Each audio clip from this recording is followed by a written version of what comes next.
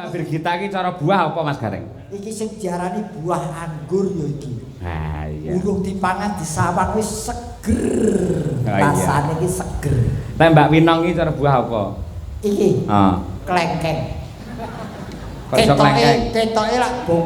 Ketoke kokoh ning sejatine manis ning ati-ati. Kowe yen mangan klengkeng ora waspada ngletak kentose kuwi bahaya. Lah lek keseleken. Lho, Keselek kelengkeng. Kok kelek to iki? Klengkeng kok kelek. Kelengkeng. Klengkeng yo ora mangane siji-siji. Ngono. Nah, iki klengkeng. Lek Mbak Dian Munasirah cara buah apa? Iki. Nggih. Iki jeruk. Kok Jeruk. Jeruk ki lagi disawang wis nyenengake. Heeh. Nadyan ora mencolong ning disawang tok ki nyenengake. Oh, Menyenke. Lah jeruk kan akeh enek sing legi enek sing kecut. Iki jeruk apa? Aku ora ngerti wong aku urung tau dilat. Oh. Bener. Kok takone wong iki. Ora tau dilat, biasane dilati desel kuwi. Ya ora to. Terus kuwi Mbak Okfa cara buah apa? Iki Ah, pir. pir. Pir. Pir to? Pir. Pir ki tuku wong ki dikeki yo pir. Oh iya. Pir, buah pir. Ah, bojoku, awas nganti elek.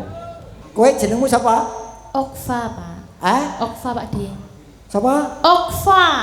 Aku angger jak omong wong ayu ku budekku ku mate. Okwa. Sadi Okwa. Kula aslinipun Wonogiri. Wonogiri terus Tapi besar di Sidoarjo, Surabaya. iki Wonogiri ning besan ning Sidoarjo. Terus sekarang dimakan orang di Solo. Oh iya toh?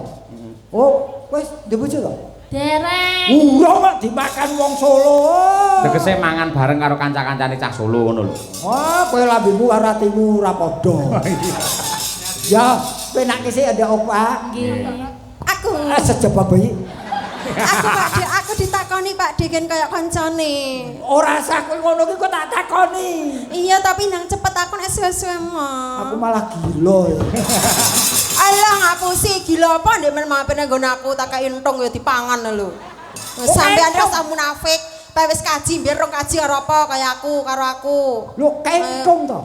Heeh. Terus piye Kareng? Mulane Jaman rong kaji kan sering mampir tenggen kula Pak ya bareng saki kaji kemelinti. mulane nggon aku kok dilor dikidul. Sampeyane wong lanang ya ora pareng ngono kuwi. Mengaku, ayo mengaku. Saderengipun nggih alhamdulillah puji syukur saged sowan mriki malih Mas. Nggih. Wong ternyatane nggih pun wong salwan nggih kaping kalih nggih. Kaping kalih menika sowan mriki sareng kula. Kaping kalih ning kula nggih ngemutaken Pak Kades. Napa? Pak Kades niki lak nembe ping kalih hitungan Jawa niku kudu genep ping 3 Pak. Lah telu ki napa genep malah ganjil no niku? Lho nek yen wong Jawa ki hitungane ganepe iki ping 3. Nggih. Ora angka ganep ning hitungane ganep ping 3. Heeh. Nah, Saya Pak Lurah, Pak Nurdianto menika sampun 2 periode insyaallah. nggih. Insyaallah panjenenganipun menika badhe pikantuk amanah malih untuk 3 periode ngayomi warga masyarakat Kemiri mriki sedaya. Lah menawi panjenenganipun Pak Nur menika dados kepala desa lan masyarakatipun tetep guyub rukun, mboten namung ping 3 ning marambah makaping-kaping anggenipun nguri-uri lan ngurip-urip budaya wayang. Ngaten nggih niki jenenge tontonan mboten bobor yen cara Semarangane. Nggih. Niki masyarakate sing rawuh mboten mung penduduk utawa masyarakat ning desa Kemari niki.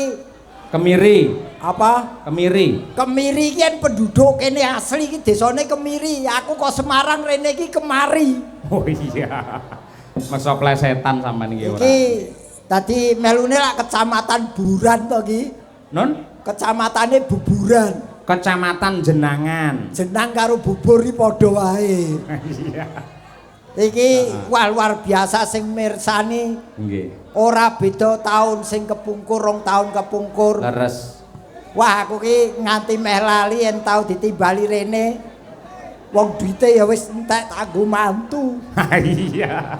Mosok mantu entek, kudune bathi lek mantu kuwi. Aku ngerti watakmu angger ketoke sepijok mantu undangan ngono. Wong mantu kok proyek.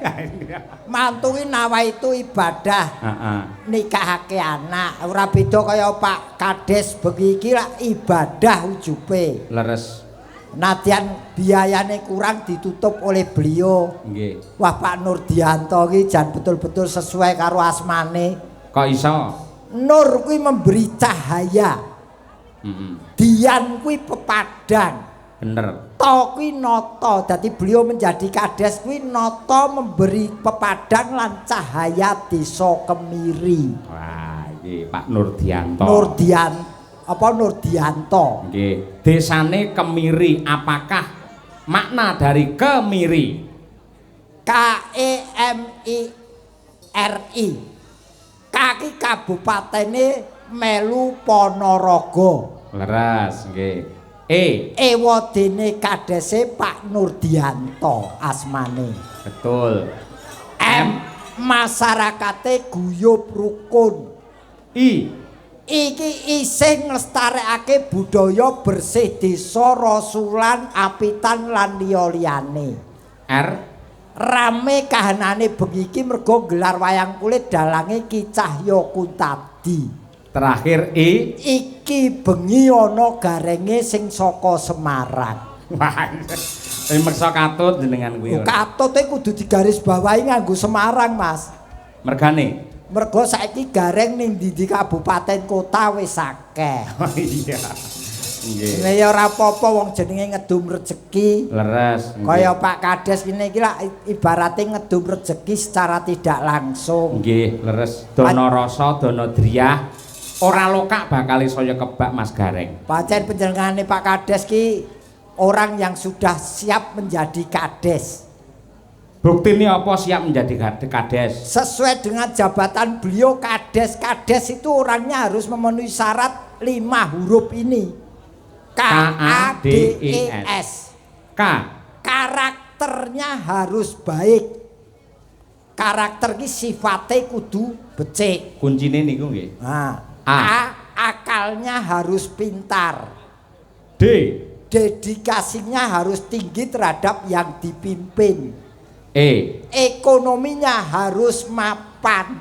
Terakhir S. Spiritualnya harus tebal. Wah, kuwi artine kades. Ki Pak Nurdianto ki kuwi. Iki memang tak lem ki tenan Pak Nurdianto bengi iki tak lem pokoke. Sebabe apa kok dilem? Tekodhok wis disuguhi gule karo sate. Enak ta? Aku kolesterolku pas dhuwur e. Ya maksa tak buntel, Mas. Go mulih. Go mulih no edian suguhan. Ponorogo Semarang ki adoh teko Semarang dadi apa gulene?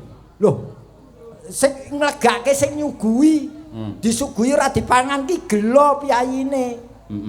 Tetep tak buntel tak gawa mulih. Tekan ngomah? Tak dol. Loh. Sampeyan iki dagelan kondang laris moko adur gule lho. Sik to, apa wong dodolan iki kudu wong sing ora duwe? Wong sing duwe ya entuk dodolan. Nek ya ora patut diparingi saka panitia Kemiri kok njur tekan omah didol. Lah weteno yen aku butuh duit tok. Lho nyatane karo Pak Lurah ya wis dilunasi sore mau. Lah mergo wis lunas ki aku golek tambahan. Malah ora tenan aku tenan matur nuwun tenan ditimbali rene nek wis tombo kangen Mas. Nggih, ning ora mandeg teko semene lho Mas Gareng. Babe. Desane lak Kemiri wis kok terjemahke kok jabarke. Kecamatane Jenangan. Apakah kepanjangan dari Jenangan? Ki jenenge camate mbuh aku rung tepung. Mergo rung tau nimbali. Lah. Namun demikian lha iki. Tetep panjenengane ya rawuh bengi iki. Nganti ora nimbali tak enteni. Dagelan kok ngincim ora. Ora ngincim piye mosok kadese wis nanggap kok camate ru nanggap. Yen aku ya isin. Loh, kose ta? Kades bersih desa ki mergo disengkuyung karo warga. Lek Pak Camat dadi kepala ning kecamatan apa ene kok bersih camat ora eneng. Yo dianake. Dianake bersih kecamatan dianake. Anggarane? Loh, kok kades? Kades piye? Engko sing urunan kades-kades. Lho, kemiri urunan saka warga, akhirnya ditutup karo Pak Kades. Engko lek urunan kades-kades sak desa, sak kecamatan Kemiri, sak kecamatan Jenangan. Sing nutup kok sapa terusan? Lho sing matur warga lho Pak, sanes kula lho Pak. Pokoke sing baku ki camate ya kudu nanggap lho. Kowe iki tak promosike kok. Kowe Pak Camat nanggap tenan kowe melu apa ora? Ya melu wong ya rombongan kok ya. Lah ya gene ya butuh, wong kere kok sombong. Kowe iki rong jagongan karo Pak Camat to? Burung. Aku mau jagongan sore mau nalika panjenengane sambutan. Nggih. Panjenengane Pak Dalang insyaallah mangke duka mantun napa syukuran kula badhe wayangan nimbali Ki Cahya Kuntadi komplit klasik tanpa dagelan. Pak Camat niku. Pak Camat pinarahe teng pundi to? Pak, pitados boten pitados, wayangan tanpa gareng udan deres, Pak. Niki mergo enten kula udane mandeg. Iya. Duka Nek mau karo Pak Camat ditambahi kok. Apa? Kula ngusulke mbok mawi dagelan gareng-gareng. Oh nggih, siap mawi gareng pacitan.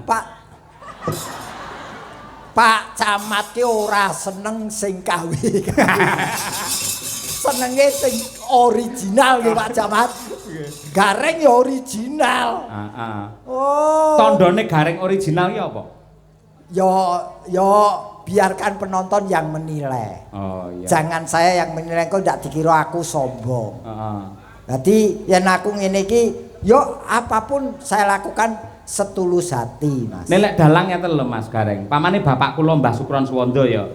Panjenenganipun sampun senior. Ketika ada generasi kaya anak-anake kados kula lan generasi muda, pasti akan didukung, disurung supaya lebih eksis. Padha kali jenengan, gandeng jenengan pun dadi gareng sukses sing original, kudune yen muncul gareng liya-liyane, sing liyane ditawakake men iso laris. Ya kuwi benar. Dan saya sudah lillahi ta'ala nurunke ilmu maupun figur gareng. Kowe ngerti? Iki cerita sesungguhnya terjadi pada diri saya dan ora munamuni iki terjadi di tanah suci, Mas. Piye kuwi nalika jenengan Ki nuwun sewu kula crita riyen nggih. Nggih. Rikala kula teng Masjidil Haram, teng Masjid Masjidil Haram, Nggih. kula salat teng jaba masjid. Niki sak red niki mboten enten sing nganggo sajadah, siji-siji mboten enten sing sajadah. Nggih. Delalah enten wong manca, kula mboten ngerti niki wong pundi. Nggawa sajadah digelar teng ngarep kula. Dheweke trima salat ora nganggo sajadah. Niki sing dadi kula terus nurunke ilmu gareng teng wong liya nggih niki. Mergone napa kula terjemahke, Mas? Nggih. Sakmono akeh wong sing disili sajadah goraku, dheweke dhewe ora nganggo sajadah. Berarti saya harus memberi tempat pada orang lain untuk beribadah miturut kagunane utawa kebisanane dhewe-dhewe. Oh ngono. Ning aku malah tuwuh tanda pitakon, penuh dengan pertanyaan. Pertanyaanmu banyak jamaah di situ kenapa yang diberi sajadah kok panjenengan? Apa mbiyen nun sewu aja nesu lho. Sampeyan ketika haji ngene ngangge baju ikram ngene jenengan nggih raine putih ngoten niku. Yen raine ora putih. Terus ning ragate rono nganggo rai putih iki. Oh iya. Berawal dari rai putih akhirnya memutihkan hati ke tanah suci. Nah, tapi jangan ngene lho Mas. Pripun? Jangan melihat pekerjaan orang atau jangan merasa berkecil hati dengan pekerjaan kita. Betul. Tekunilah telatenono pekerjaan kita walaupun orang lain menganggap hina atau menganggap kecil, tapi kita serius dalam menangani pekerjaan itu, paling tidak kita diberi pelajaran arti hidup. Ya, nggih, leres menika, leres. Loh, ngene tak rewangi kok ngene iki. Nggo makani anak bojo, Mas. Dadi jenengan cetane sampun haji gitu. Nggih. Benten kalian rumiyin, gandeng sampun haji, menawi rumiyin menika anggere jumeneng kali bintang tamu kalian sinden-sinden menika mak-mek. Gandeng sampun haji tur mriki Ponorogo banyak pondok, kudune ora iso ngangge cara kaya mbiyen. Demek sinden ki hobi. Kok iso hobi? tegese hobi iki demek sinden ya terbatas pada dunia tontonan ora tekan batine. Iya. Aku ora duwe perasaan utawa pikiran sing negatif. Tenan. Lho, Nyawang Mbak Tatin sing blenuk kaya ngono kuwi blas ora ana ketertarikan. ya mung ngelek idu. Aku ki meh omong resik, kemersik-resik. Engko yen terjadi hal yang negatif kok ndak diwelehke wong. Lumaku lumrahe menungso. Ning paling tidak setelah haji ora ketang mung 5% 10% ada perubahan positif terhadap diri saya. Amin ya rabbal alamin. Kowe rasa takon aku dagelan kowe munggah haji kowe terus dalang kapan munggah haji? Ayo tak balik wis saiki. Ayo. Loh, ya suwane genah sepon jenengan pamane dhisik jenengan iki memper. Aku iki munggah kaji ora tak omong-omongne kaya jenengan. Kok sik to? Munggah haji kok patokane umur ki piye? Loh, otomatis kan ya sing daftar ora dhisik jenengan. otomatis kok kaya mobil wae otomatis. Munggah haji ki ora terbatas umur, nomo ya entuk. Oh, ngono. Kare kowe niat apa ora? Niat. Wis daftar aku. Yo daftar ki kabeh wong daftar, nyelengi apa ora? Lembuh bukesi sing nyekel duwike ya. Gene ya wedi karo bojone. Ora kabeh ki rezeki, Mas. Heeh, nggih. Dadi wong iso rono ki kerejeken salah satu unsurnya. Nggih, leres. Nah, gandeng enten Mbak Tatin men saya regeng men saya gayeng gitu. Nggih. Terus ya dinteni karo piyai kene aku nggumun ya. Lah sinden liya-liyane iki trincing-trincing ngono iki pamane ditresnani karo masyarakat lak memper. Lho piyayine kaya dream kaya ngono lho. Jangan melihat body. Lah terus? Lihatlah di balik body itu ada kelebihan apanya. Oh ngono, iya. Apa kelebihane? Ya takono dhewe paling ora lah ya gaje. Ayo. Sandung lamur, tetelan. Wong Pancen imut-imut niku. Monggo dayoe teko, monggo Mbak Titin jumeneng yo. Gengos. Oh.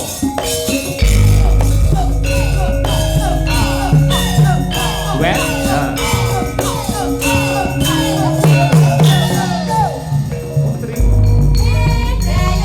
Aku tinggal apakno. Kelak ngoploso.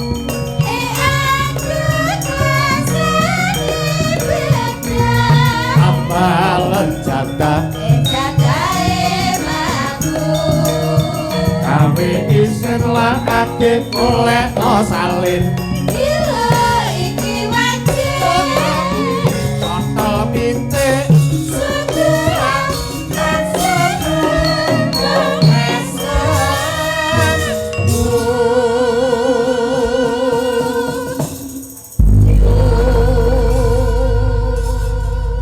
sing dalu Mbak Tatin Lestari Handayani. Sugeng dalu. Nggih. Sehat nggih Mbak nggih? weh Sehat. demenake ya. Hah? Demenake. Oh, tenang. Temenake apa? Ora anu pasuryane ayu, pawakane ya sekedeng. Ayu. Dhuwur ora ndek ora tegese pas porsine. Pak Degareng. Apa? Aku ijik lingguh nang kono lho, urung ngadeg nang kene wis dunekke kaya dream. Sing ngonekke sapa? Sopo? Ngonoan ku to? Mau ngandake piye? Sopo? Mau nih, Mbak Tatin iki kaya ngono kok diseni mangka bodine kaya dream ngono sapa mau? Sing ngomong dudu aku. Lah sapa? Iki. Bisa bedakne ra wayang karo dalang? Kowe lempar batu sembuti bokong. Tangan. Oh ya tangane ning mburi bokong. Kok esa-esane lho. Sing ngomong sapa? Iki cangike iki. Cangiki iso ngomong saka sapa? Saka dalang. Terus berarti sing ngonekke aku sapa? Dalang iso omong mergo ditangkap karo Pak Lurah karo warga Kemiri. Arep nyalahne warga Kemiri kowe. Nek warga mriki kan orang ngarani aku dream. Hah? Ngarani mboten Pak Bu? Nggih. Ora ana warga kene ra ana. Wong kowe ra ana sing ngarani kowe dream tandon kok ya. iki. Malah luwih parah lho. Lho nek lak larang timbane. Larang ki piro wong aku ora ngerti keterangane malam hari ini aku piro ora ngerti kok. Lho kowe juru kuncine kae lho. Loh, iki malam hari ini saya yang mengundang adalah Pak Dalang. Oh iya. Terus piro-pirone ora tau nyang-nyangan nih. Sing ngundang kowe iki dudu Pak Dalang. Sapa? Ya Pak Kades karo masyarakat Kemiri. ning- Kae gur makelar. Maklar mangko iki guntinge landhep tenan nih. Ora mung gunting kuwi peso cukur. Cilik ning Cus. Nun Cilik. sewu dumateng Pak Lurah lan panitia kula suwun kalih taun ngajeng menika dagelane kalih sindene ganti mawon. Lah iki golek pacaran malah elek-elek aku ora. Kusik. Piye? Kowe tak onekke makelar kok nesu. Lah kuwi menurunkan derajatku Kok ora menurunkan? Lah kowe ora dadi penyambung lidahku karo Tatin? Apa kowe arep garengi dhewe? Loh, tegese iki paling ora ya dadi jembatan utawa perantara iso makelar. Apa lewat kali kok nganggo jembatan iki? Oh iya. Wong iki ora ono apa aja ngono lho. Kowe ning ngarepe Tatin kowe arep selak karo kahanan kowe. Delok to, lengene wis sak pupuku kowe mosok wani kowe. Pak De. Tak ewangi, kowe tak ewangi. Piye wangi ning kuwi padha karo padha mosok lengenku sak pupumu. Lho iki lho semene lho. Mendah. Ya aja ngono kuwi to. Nek jenengan lengene iki lengenku sak padha pupune jenengan, terus liyane sak padha apaku? Yo, mbuh. Ngomong ah. Aku urung tau ngilani kok. Kok ngene. Mulane jenengan lah artis. Nggih. Sinden ki artis Mbak Tatin. Ya piye carane menjaga tubuh? Le mangan aja akeh-akeh. Olahraga aja keri. Mosok malah saya lari sawah saya gedhe ngono. Pak iya. Ada. Apa-apa, sing bener Pak iya. Dalah. Ngono lho. Jenenge wong ki gedhe cilik kuwi iki relatif. Ana sing seneng sing cilik, ana seneng sing gedhe. Dadi anane sing cilik kuwi, anane sing gedhe kuwi mergo ana dibandingke karo sing cilik. Betul. Sik pertanyaannya, Betul. Reng, aku takon karo kowe jenengan sing luwih pengalaman. Sampeyan milih sing cilik apa sing gedhe? Sing gedhe. Arep ngapa kowe? Mergo bojoku ya lemu. Aku omong cilik bojoku nesu. Lah ya mulane kaya jenenge gedhe cilik kuwi rak ya senengane dhewe-dhewe to Pak De. Betul. Nek umpamane aku dadi bojone jenengan nek umpamane gedene semene rak ya malah rasah dadak aku kasur to Pak Dalang. Iki tegese bojomu ki ngopeni awakmu. Kowe iso makmur subur. Ana lho dalang laris bojone sik tetep cilik wae. Ana ta? Kuwi lemu ya, lemu makmur ayam tentrem loh jinawi Kertoraharjo. Lah kowe ora ngerti bojone Mbak Tatin. Apa? Dene Mas Tulus, awake masalah kari lunglit tok. Ora yo padake saiki wis rada lemu. Loh, sampeyan iki wis cilik Mas Gareng. Mas Tulus iki saya cilik neh. Menyesuaikan. Kok iso? Lombok tumumpan tahu. Tahune Iki. Tak ewangi, kowe tak ewangi. Ketoke ngewangi ning kok malah jelema. Mangga Bapak Ibu menawi pengen dahar tahu menika sampun cumawis. Lah menika lombokipun nggih sampun cumawis. Aja mbok tawake tak boronge dhewe. wah. Garenge rakus kuwi jenenge.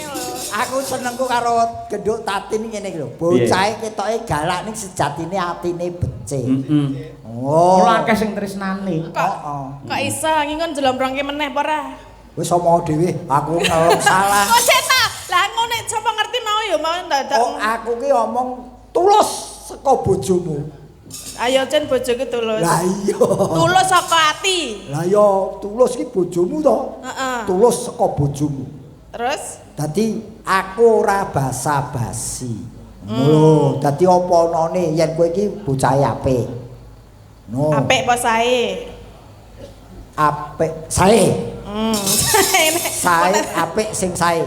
Nggih. Mbak Tatin, nggih. matur nuwun sih menyapa Kali- warga masyarakat nggih. Pak Kades barang. Nggih, sepisan kula matur nuwun kalian panjenengan. Nah, ya Nggih, karena panjenengan kula saged sowan wonten Kemiri menika Pak Dalang. kudu Nggih, kaping kalih matur nuwun kalian Bapak Lurah.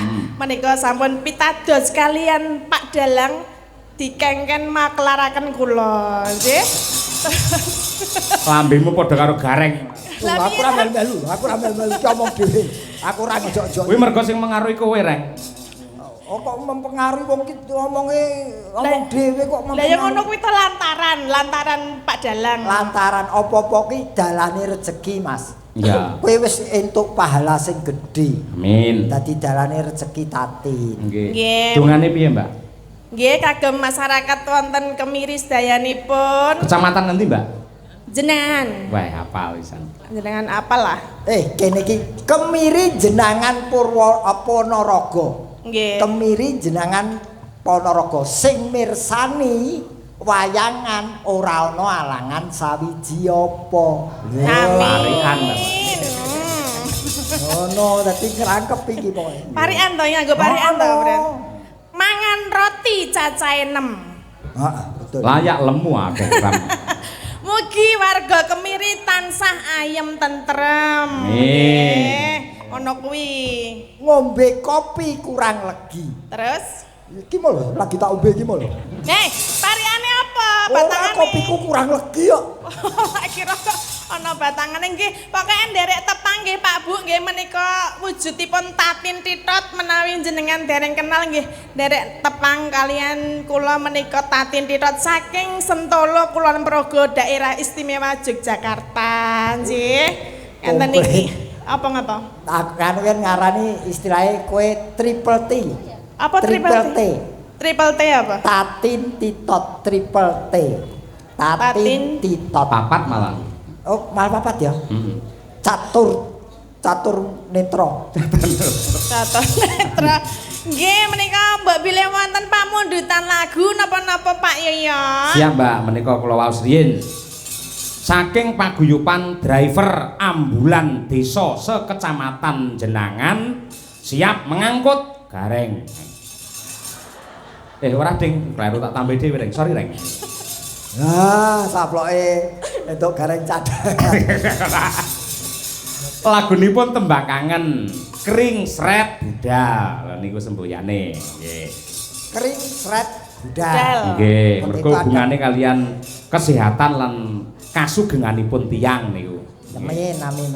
Assalamualaikum warahmatullahi wabarakatuh. Waalaikumsalam. Kula nyuwun gending tayub kalajengaken sambel kemangi. Kula kintunaken grup PKK Sekar Melati. Saking kula Pak Harno Krajan. Mekaten saking kula wassalam. Nggih. Saking kula ki apa Mbak rapati jelas iki? Ki apa iki? Jane iso maca apa ora iki? Tulisane ora jelas kok ora. Saking kula. Allah tunggale. Jajal iki iso maca apa ora? Oke. Oh nggih piye?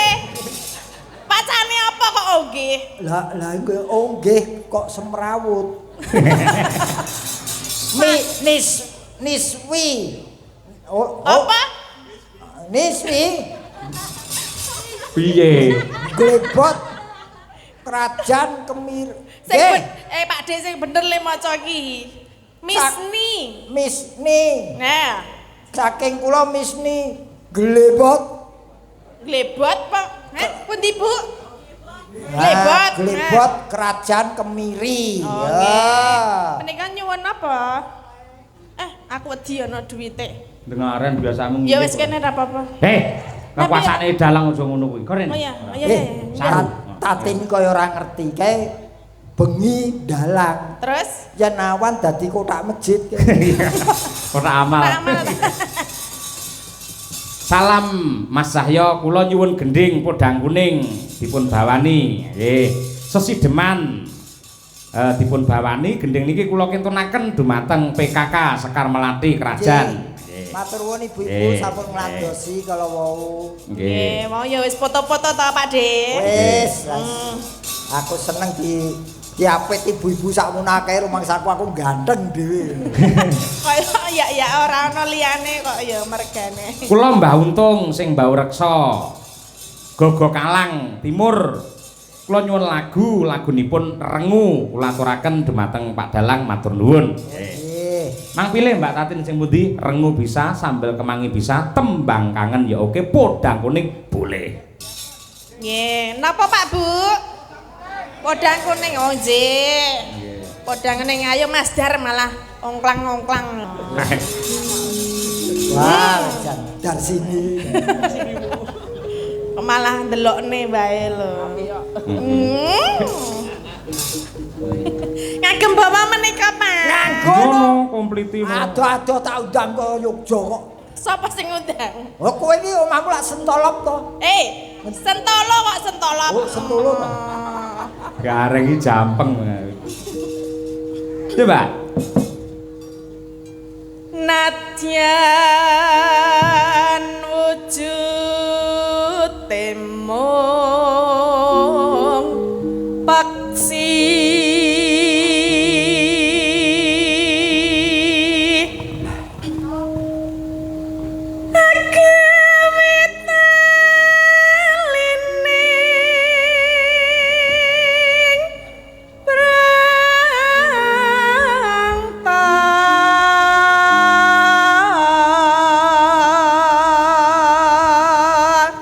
Iso goleke tangan.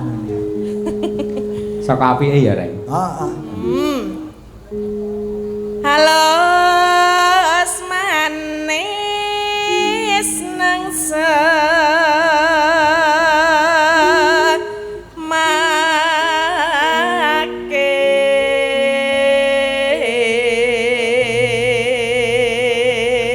Nderek kungon Pak Dalang mugi lancar ngantos tancep kayon. Salam kagem Mas Taslim. Wah, mesti. Mugi caksi lover Ponorogo. Kok jan kondang temen to iki Mas Taslim nang ngendi-ngendi ana penggemare. Pancen ki jane kancane terus kon WA aku ngono ben terkenal deh. Oh nggih menika malam hari ini juga di streaming nggih. Leres. Wonten Kunta di channel menika sampun nembus 6.000 berapa gitu nggih. Luar biasa menika nggih. Cair lho. Cair apa? Niki mau saking Pak Waris Sugiono. Ugi saking wah iki bocah ndengaren. Jogja Monitor siap di Kunta di channel Pak Dalang. Dari siapa ngerti ra? Siapa? Elisa Urcarus Alaso. Nah iki lho, aku mbak kira ngapusi iki lho, Elisa privat iki. Oh alah. Ketoke lek aku ngejak kowe dhek cemburu. Oh. Tenang sa, iki itu tipeku sa, santai sa. Tipene Tipemu apa? Gayane ora. tipeku kaya Pak Degareng ngene iki lho. Ora tipemu ki L300. Apa? Isuzu. Ora ya. Tipene cilik-cilik ngene iki. Iya. Sugeng laras Mbak Elisa. Ya, salam kangen penuh cinta. Ya. Ya kok ya Jan. Wah sewingken kala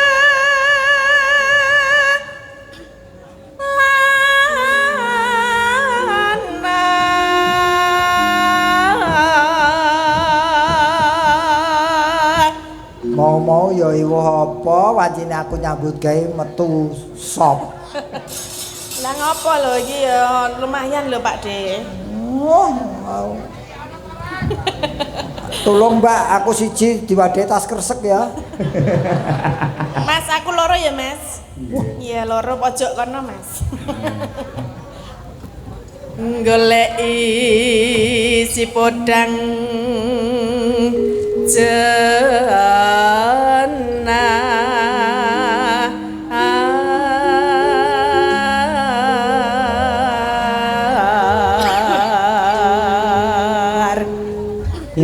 Ya. Ipa bunga inga tiku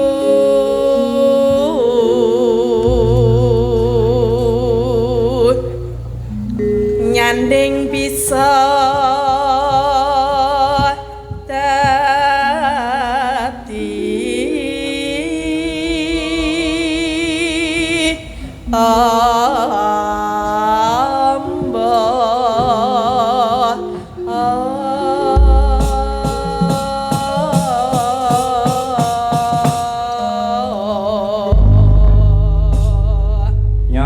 gandeng sing nembangne jenengan tur enek duwe ndak dikira aku nggo makelar atau korupsi nya tampan ana. Tenanan apa ora? Tenanan aku iku tau girong ora. Wong kok ora adil blas.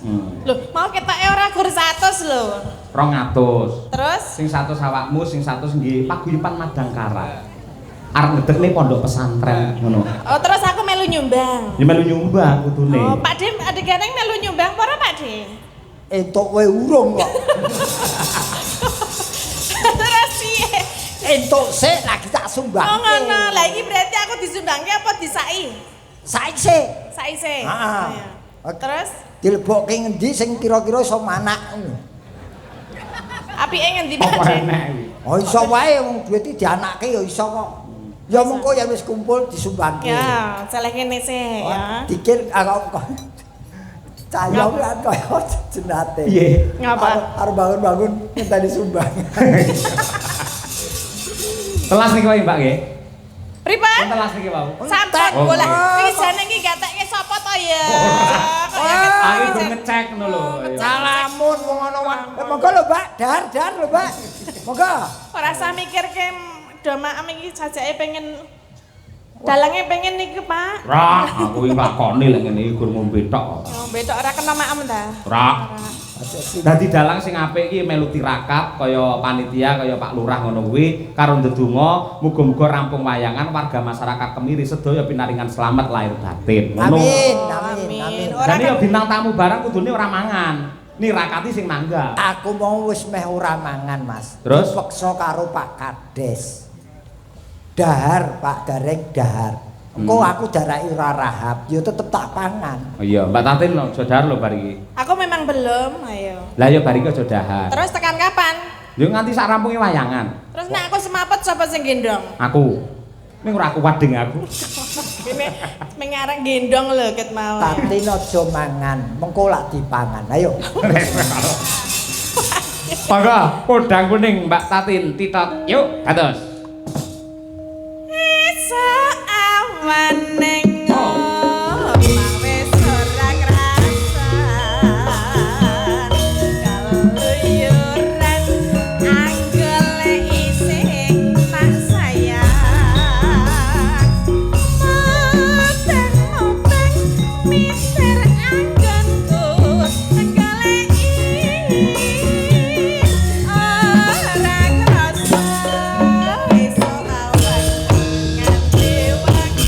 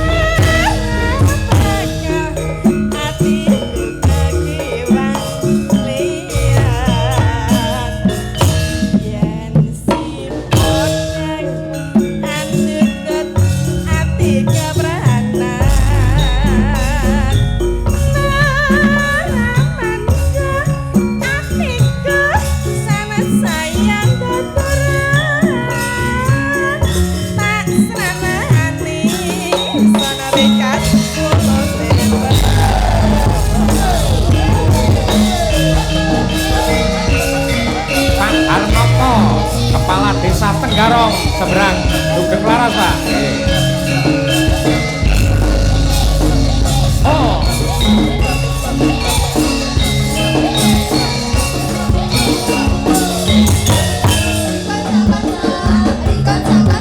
Ayo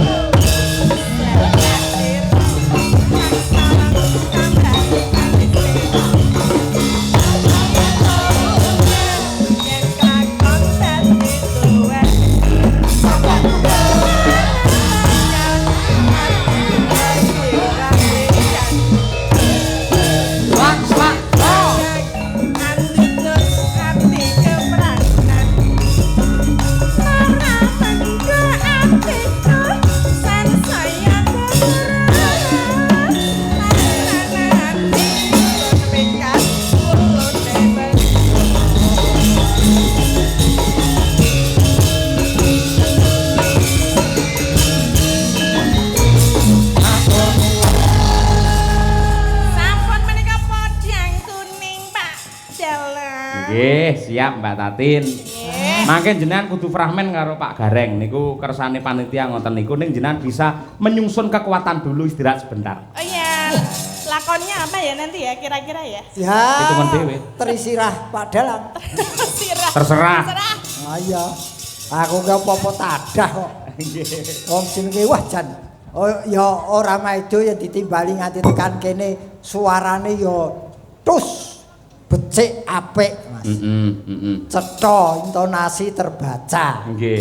Ambak nuwun sewu piyayine pancen ya rada lemu ning lelewane iki pancen milangoni. Mula akeh piyayi-piyayi sing gemes karo Mbak Tatin kuwi. Ngono. Heeh. Pancen sapa jenenge mau? Tatin. Tatin apa? Titrot. Titot. Heeh. Iki memang apa petingane nggon swara. Iya, Oh. Wah, nek yo ngladeni Tatin wis menggeh-menggeh aku wisan. Mergo apa? Umur. Ya jejere wis sumuk lho iki mau Mas. Jejer tok wis sumuk. Sumuk kaya cedak mesin open kok. Lah Saking semangatku ngono. Nggih. Nyobi gamelanipun ingkang pelok. Nah, menika niki kagungane Mbah Sukron niki Mas Gareng gamelane. Oh, niki. Nggih. Gamelan sak wayange nggih Mbah Sukron. Mbah Sukron. Lah, Gen terus- kula pun bidal teng Grobogan mriku. Nggih.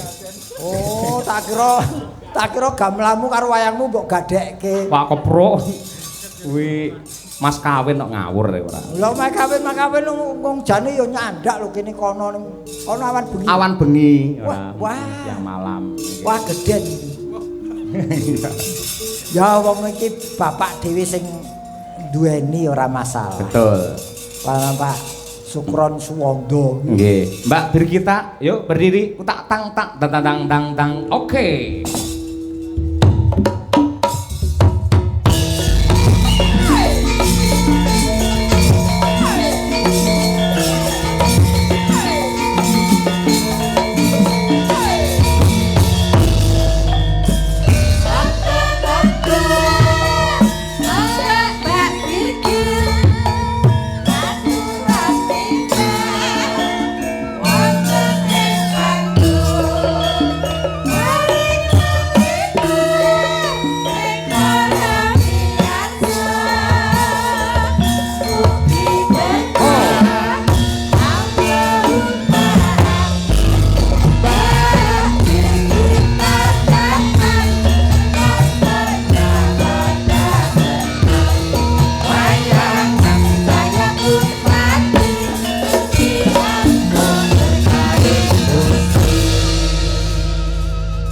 Mbak Birnden.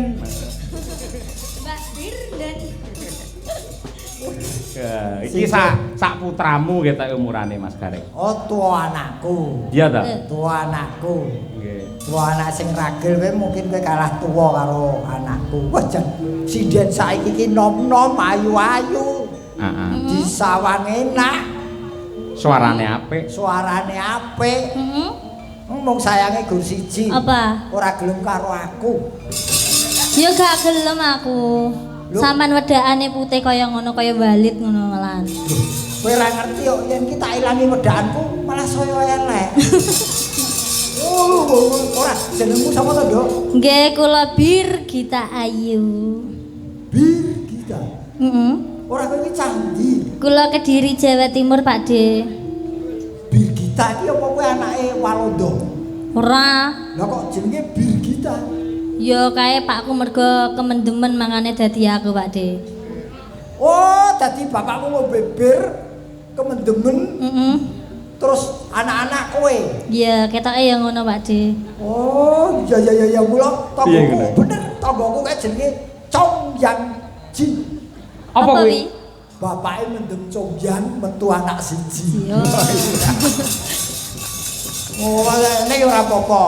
Masih apa-apa kuwi jeneng kuwi wasiat saka wong tuwa. Heeh. Mesti Lah Mbak apa- Birgita iki cara buah apa Mas Gareng? Iki sing diarani buah anggur ya iki. Ah iya. Urung dipangan disawang wis seger. Oh, iya. Rasane iki seger. Lah Mbak Winong iki cara buah apa? Iki Heeh. klengkeng. Kok iso klengkeng? Ketoke lak bong. Ketoke kokoh ning sejatine manis ning ati-ati. Kowe yen mangan klengkeng ora waspada ngletak mentose kuwi bahaya.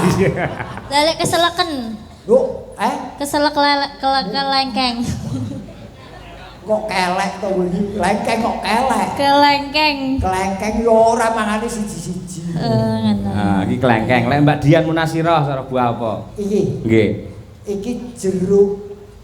Kok Jeruk. Jeruk ki lagi disawang wis nyenengake. Heeh. Nadyan ora mencolong ning disawang tok ki nyenengake. Oh, Menyenke. Lah jeruk kan akeh enek sing legi enek sing kecut. Iki Duh, jeruk apa? Aku ora ngerti wong aku urung tau dilat. Oh. Bener. Kok takone wong iki. Ora tau dilat, biasane dilati desel kuwi. Yo ora to. Terus kuwi Mbak Okfa cara buah apa? Iki Ah, pir. pir. Pir. Pir to? Pir. Pir ki tuku wong ki dikeki yo pir. Oh iya. Pir, buah pir. Ah, bojoku, awas nganti elek. Jambu weton Demak. Wah. Berarti Nyenyeger. jambu air. Jambu air weton Demak nyenyeger ati. Oh iya. Mbak Tuti kayak sebelah ibu sih. Lah iki. Tapi kudu Mbak Tuti apa Pak De? Apa? Melon. Melon. Melon. Nadyan wujude jaba ki keret-keret. Oh. Ning yang dibelah ngono ki dipangan seger rasane. Oh, melon. Melon. Iya. Mbak Lia, Mbak Lia. Mbak Lia. Lihat sih di Sebelah Di Mbak samping Tatin. Mbak Tatin. pace. Kok sia-sia. Kok mbok sia-sia Kok wi. sia-sia piye to? Buah Pace apa manfaatnya? Pace ku iso dienggo jamu. Hmm. Oh. Jamu apa? Jamu penurun darah tinggi ya. Karo gak tau ngombe. Gak tau ngombe kok. Ora tau ngombe to? Gak tau. Engko yo diombe bareng yo. Pace itu ono manfaate, Mas. Iya. Betul. Dan kepiye-piye sindenmu kabeh bermanfaat. Loh, lah Mbak Tatin urung cara buah apa Mbak Tatin? Mbah ora wani. Lah kok gak wani? Gak adil engko. Kok tak ono buah mekrok yo. Wis mending ora wae Wah. aku. Ah iya. Ning tenanian Birgita ki isih sekolah wis lulus Dok saya. Sampun lulus Pak De. Sarjana seni niku, Pak. Niki luar biasa pesinden ingkang pun beto Mas Cahya. Tadi niku S1 semuanya. Nggih. Loh harus nih Pak De. Seorang wanita itu harus berpendidikan. Niki tutik dok niki. Niki Mergo yen siji pilek. Ya kabeh S1, kabeh Nggih. S1. Loh, niki Mbak Dian malah magister seni. Magister Nah, S2. S2. Jadi ojo sok nyepelekke dan jangan memandang rendah seniwati karena Betul. sekarang sudah sarjana-sarjana. Nggih. Nah, nggih. Iki Mbak Birgita Nggih, Pak pamundute Dana. ya kuwi tembang kangen. Nah, nggih. Monggo langsung kemawon diaturake tembang kangen kunjuk dumateng sedaya kaya para pamirsa, para lenggah ugi ingkang monitor wonten ing streaming YouTube. Wah, ya matur nuwun. Delong-delong sik ya Mas. Delong-delong sik ya. Ayo sindane mikir diangkat semua. Wah, Ayo. Ayo. Mikir diangkat kabeh. ruang saku iki jan agar lanjene nyanyi jan kaya juragan. Iya. Ya. Iya. Iya.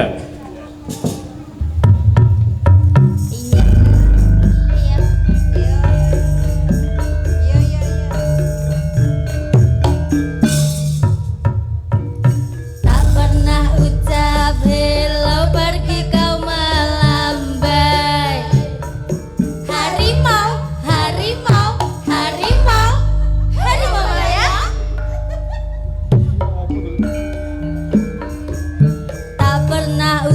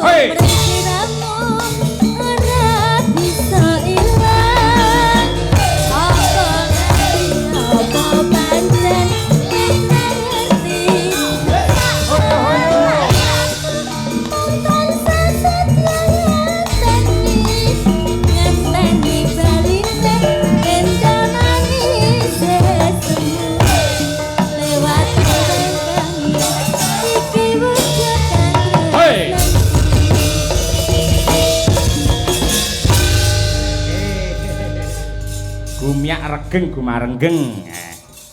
Cocok karo suasanane Mas Gareng, dasare ya piyayi kemiri kene ya piyayine sayuk rukun cancut gumregut anggene bebarengan karo Pak Kepala Desa mbangun desane. Nggih, leres tur niki nggih swasanane lak Jawa, bar Jawa nu adem dikeki sing bangsa anget-angetan. Ah nggih, dawuh leres. Ngeten iki wah jan bir temulawak iki mau jan. Bir kita. Bir kita iki jan wis ora guang samubarangi. Nggih. Pawakan becik, rupa ayu, swara ya kepenak dirungokke. Nggih. Aduh. Nggih. Menika wonten awala. Assalamualaikum. Waalaikumsalam. Sugeng dalu, Pak Dalang, Cahyo Kuntadi. Nderek monitor Kuntadi Channel ngantos tancep kayon. Salam kagem sedaya kru Madangkara mugi tansah sehat bagas waras. Amin. Request tambal ban dari ayahnya pemimpin Sinden Madangkara Pak Marsono. Iki tok Marsono iki sing ndi to? Hah? Marsono. Pak Mbak Dian Munasiro, Mbak Arka. Oh. Aki. Jaluke tambal ban. Nggih. Wah. Nggih. Ya dipinangkani men jumeneng neh Mbak Tatin ya Mbak Tatin. Ayo. Iki setelan iki sik. Iki Oh, ya dispesialke. niki ora tambal ban iki. Pres ban. Pres ban pres to.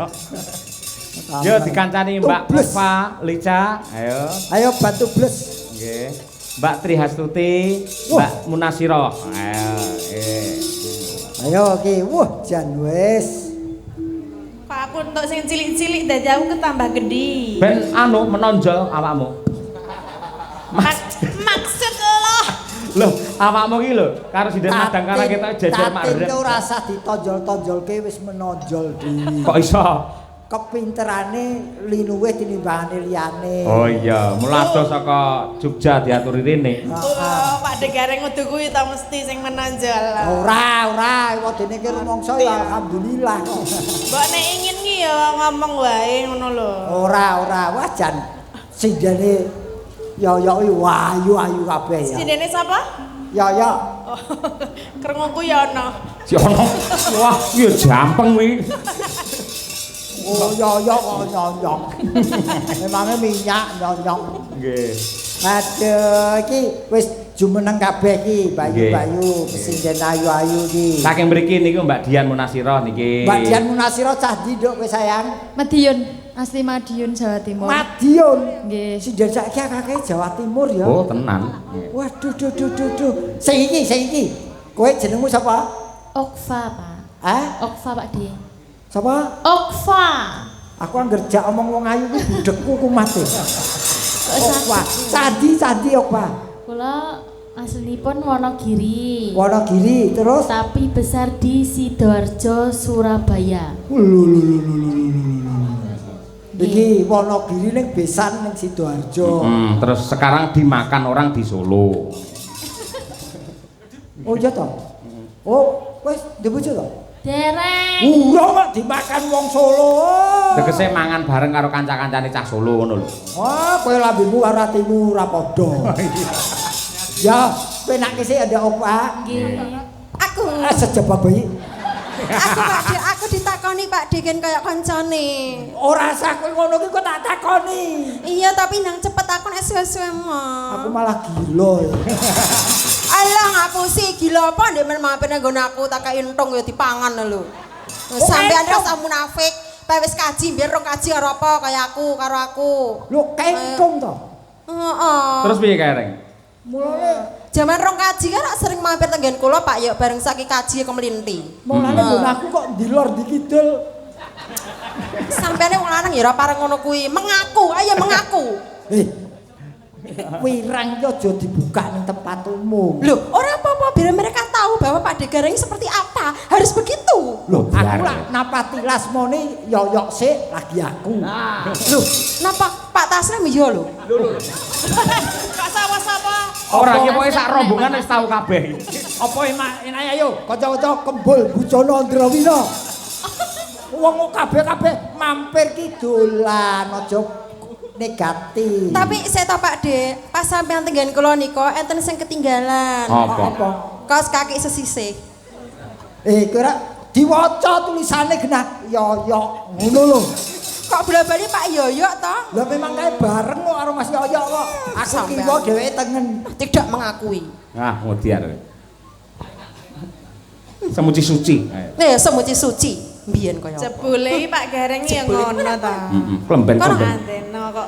Andekno kok karo aku kok kipat-kipat jebulane malah wis karo iki barang. Aku ya keloro-loro yo Aku terus terang aku ora ngakoni wong biyen ki aku pas mendem. Lah terus sampean tak ndemi lho, Dik. Lho lah piye aku malah didemi. Kocok kabeh. Niki Tuti lare Ngawi dadi Jawa Timur. Kowe ngendi kowe? Ngendi sapa? Yogya Timur kowe. Kok ya Jawa Timur? Setu- Yogya Kulon. Oh, kulon. Lah ya ngene kulon terus diputer dadi timur. Ya wis pokoke Yogya. Ya Yogya. Niki pun tepung sedaya niki Nggih. wah penyanyine mesinjene Mas Yoyo ora ono sing guang pokoke. Nggih, pangestune Mbak Gareng. Mergo lek diguang ya nang ditemu wong-wong kuwi yo ayo. Pokoke Pak De. Ditemu aku pun nggih ketemu sapa-sapa. Pak De. Niki diguak mboten purun, balik melih diguak balik. Pokoke anggaran dipecat. Sampe ra balik ngerti. melih pokoke. Enek Tenan, sinden anyaran lho Pak ora De Gareng. Ndi? Sinden anyaran datar ini langsung arep diantemi sinden-sinden iki ora. Nek tenan. Langkai dulu bangkeku ngono. aku ora jeneng mergono kowe, ora ngelem mergono kowe ora. Terus? Ning kowe iki pencetak sinden bintang tamu ya awakmu. Ayo. Sindenmu ki wis dadi bintang tamu paklirane dalang sapa wae. Iki tingkatane wis bintang tamu. Sing kuwi lho bintang 7 ki mergo mumet kuwi. Lho, sampeyan dereng ngerti talak ukur sinden madang karo Tolak Tutik lho. ukur. Kowe arep ngomong apa, Tik? Tolak ukur sinden Tolak angin lek madang. kowe iki. Tolak ukur mergo apik telake.